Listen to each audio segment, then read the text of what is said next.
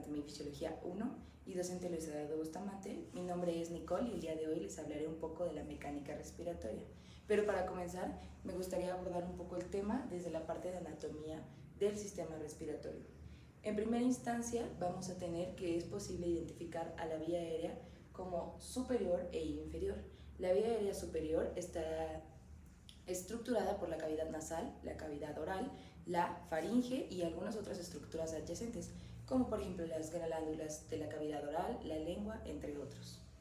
Y la vía aérea inferior, que como tal va a competir específicamente a la zona de la laringe, la tráquea, los bronquios y los pulmones. Ahora, parte de las funciones importantes de este sistema y que es relevante recordar son la regulación del pH, el intercambio gaseoso mediante la membrana alveolo-capilar. Obviamente nos va a ayudar a filtrar el aire humidificándolo y calentándolo, y además vamos a tener ciertos receptores olfativos en la parte de la cavidad nasal. Otra parte importante y en la cual nos vamos a enfocar es en la parte de los pulmones. A los pulmones se van a identificar desde las clavículas hasta el diafragma, específicamente las ápices en la línea media clavicular, las bases en la línea media axilar. Y bueno, los pulmones van a estar divididos por lóbulos y fisuras. Las fisuras van a ser las líneas que encontremos dentro de los pulmones y los lóbulos la cantidad de partes o segmentos en los cuales se dividan. Y bueno, otra parte importante es que los pulmones van a tener una irrigación mediante las venas y las arterias pulmonares. Y al proceso en el cual la ventilación se acopla para poder irrigar a los pulmones se llama un fenómeno de acoplamiento, ventilación, perfusión. Ahora, vamos a hablar propiamente de las zonas de conducción o las zonas respiratorias. Las zonas de conducción, como bien lo indica su nombre, simplemente van a ser aquellas por las cuales el paso del aire fluye hasta llegar a la zona respiratoria, más no hay un intercambio gaseoso, que en este caso sería parte de la tráquea, los bronquios, los bronquiolos y los bronquiolos terminales. Eso compete específicamente a la zona de conducción. Y una vez dentro de la zona respiratoria vamos a identificar los bronquiolos respiratorios, los conductos alveolares y posteriormente los sacos o acinos alveolares, en los cuales sí se llevará a cabo el intercambio gaseoso mediante la membrana alveolo-capilar. Este proceso va a tener el nombre de hematosis. Ahora, ¿qué es importante y qué me gustaría recalcar de esto? El proceso de respiración y de ventilación. Una cosa es la respiración, que va a ser justo el proceso en el cual sí se lleva a cabo un intercambio gaseoso en la membrana alveolo-capilar, en la cual los eritrocitos se van a cargar de oxígeno para poder ser distribuidos al resto de nuestro organismo y así podamos llevar oxígeno a todos nuestros órganos.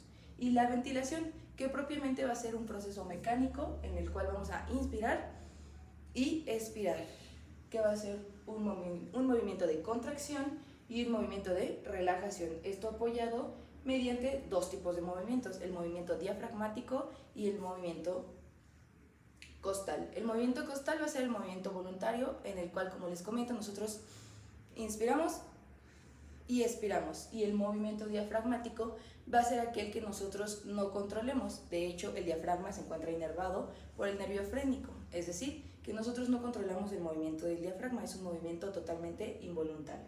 Y bueno, el diafragma, como dato importante, es el músculo principal de la respiración. Y bueno, como parte de esto y como ya les mencionaba, vamos a tener movimientos voluntarios y movimientos involuntarios. Van a ser movimientos pasivos y movimientos activos. La expiración va a ser un movimiento pasivo. Vamos a soltar el aire y vamos a relajarnos. Y la inspiración va a ser un movimiento activo en el cual vamos a contraer todos nuestros músculos, ¿vale? Vamos a tener músculos propiamente para la inspiración y músculos para la expiración. En el caso de los músculos para la inspiración, vamos a tener el esternocleidomastoideo, los escalenos, los serratos anteriores y obviamente los intercostales internos. Y para los músculos de la expiración, vamos a tener los intercostales internos, los transversos torácicos y obviamente oblicuos mayores y menores. Y bueno, como parte de este tema y casi para culminar, me gustaría abordar la parte de las presiones. Vamos a tener una presión pleural, una presión alveolar, una presión transpulmonar Y obviamente un dato súper importante que favorece a este proceso de la ventilación y que permite que los pulmones tengan esta capacidad es la complianza. Entonces, iniciamos con la presión pleural, que va a ser más negativa a la inspiración y menos negativa a la expiración. Sin embargo, esta presión siempre va a ser negativa. Por su contraparte, tenemos la presión alveolar, que a la inspiración es negativa, sin embargo, a la expiración va a ser una presión positiva. Y la suma de estas dos va a ser la presión transpulmonar, que va a ser la diferencia que existe entre la presión pleural y la presión alveolar. Y bueno, esta se va a ver mediada por el intercambio gaseoso y además se va a ver interrumpida por el factor surfactante que se produce en nuestros alveolos.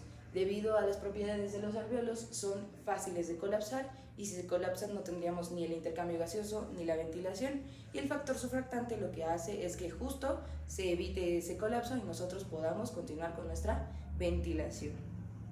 Y por último, la complianza, que era justo lo que les mencionaba, va a ser esta capacidad de distensibilidad pulmonar para que la estructura pueda insuflarse sin perder su forma anatómica y que obviamente tampoco colapse. Esto se va a ver determinado por dos tipos de proteínas específicamente, que es la elastina y el colágeno. Y bueno, como ya vimos, el proceso de la respiración y la ventilación son dos secuencias diferentes, pero sin embargo van de la mano. Solo por recapitular, la respiración va a ser el intercambio gaseoso como tal en la membrana alveolo-capilar y la ventilación va a ser el proceso mecánico en el cual nosotros inspiramos y expiramos. Y bueno, eso ha sido todo por el tema del día de hoy. Espero que les haya agradado y muchas gracias por su tiempo.